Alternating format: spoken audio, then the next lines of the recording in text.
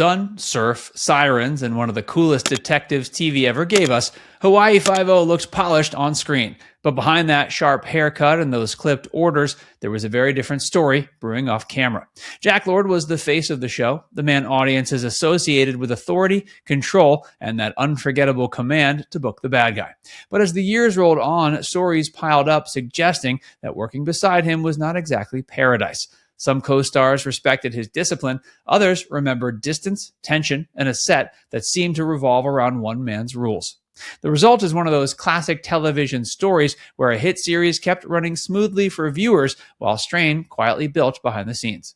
And before we start, drop a comment and tell us this. Do you think a great TV lead has the right to run a set with an iron grip, or does that always come back to poison the atmosphere?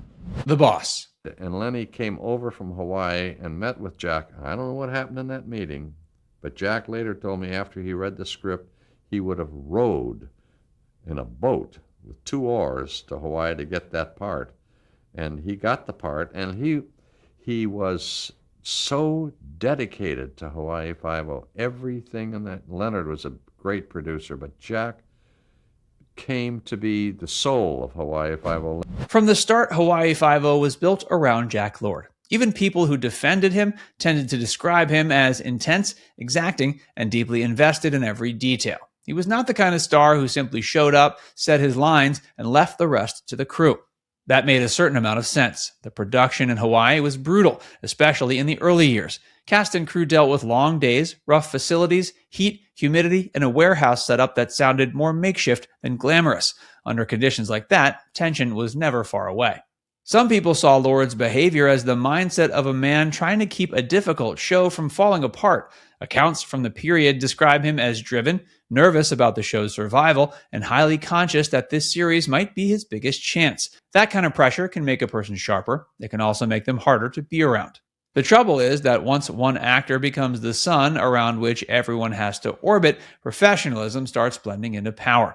And on Hawaii Five-0, more and more people got the feeling Lord was not just the leading man, he was the whole weather system. Jack and Danno.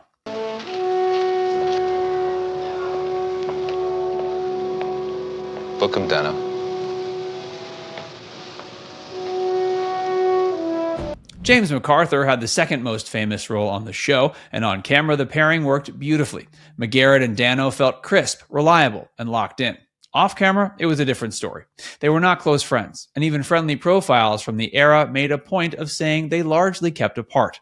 At first glance, that can be explained away. They worked long hours, 6 days a week, and by the time the week ended, exhaustion probably beat socializing. MacArthur himself later described Lord as a loner, which fits the picture of a man who kept his private life sealed off from the cast. But distance is one thing, resentment is another. Over time, stories surrounding MacArthur's working conditions turned much darker. William Smith, who joined during the final season after MacArthur left, bluntly claimed that MacArthur had spent years changing in a prop truck because Lord would not let him have a dressing room. Even if every detail of that story cannot be neatly proven from one angle, it survived because it matched the larger reputation. People already believed Lord could be territorial, rigid, and possessive about status. So when stories surfaced, they did not sound shocking. They sounded like confirmation. The Court of McGarrett has a world of his own that works for him.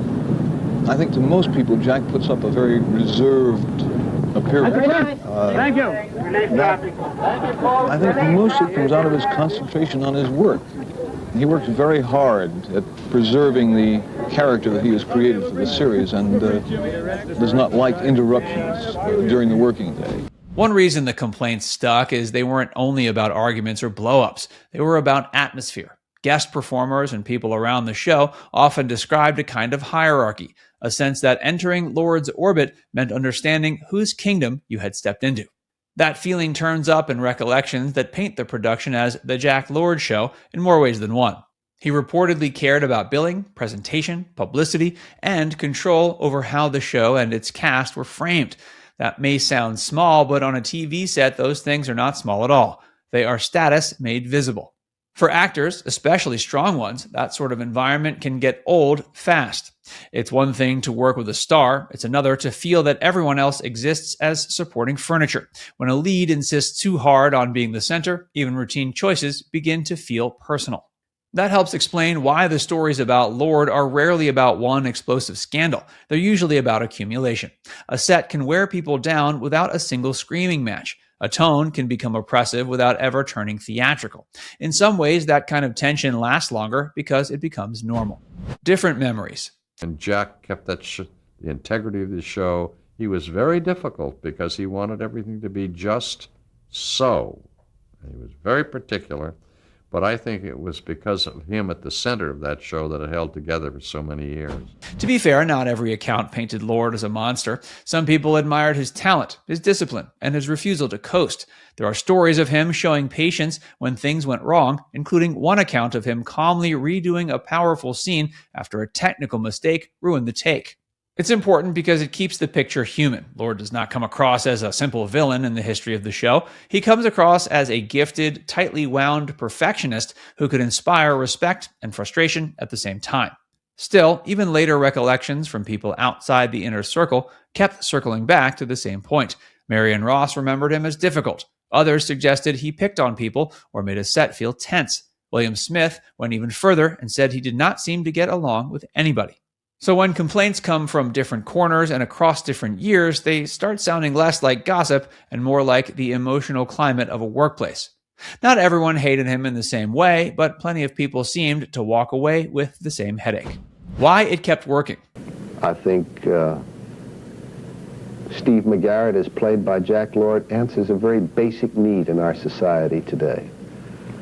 It's a troubled, disturbed society, and a cop who cares and a cop who is fair and just, and with it seems to have a need.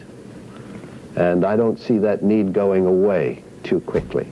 So why did Hawaii Five-0 last so long if the environment was so strained? The simple answer is success covers a lot. The show was iconic, visually distinctive, and carried by Lord's commanding screen presence. What viewers saw each week was confidence, authority, and style. There's also the awkward truth that difficult stars sometimes get results. If Lord was demanding because he believed the show had to meet his standard, the finished product gave him a degree of protection. People may complain, but hit television has a way of rewarding the person at the center. And the cast around him were pros. MacArthur, Cam Fong, Zulu, and others knew how to do the job, even if the emotional temperature was not exactly warm. A tense set can still produce excellent work when everybody understands the machine and keeps feeding it. That may be the strangest part of the whole story. Hawaii Five-0 sold viewers the fantasy of a tight unit fighting crime in paradise. Behind the camera, it sounds like the real challenge was navigating one man's discipline, ego, and distance. The show stayed cool. The relationships around it often did not. Now it's time to hear from you. Do you think Jack Lord was an unfair control freak? Or was he just the kind of hard-driving star who made a hit show possible even if people disliked working with him? Let us know in the comments section below.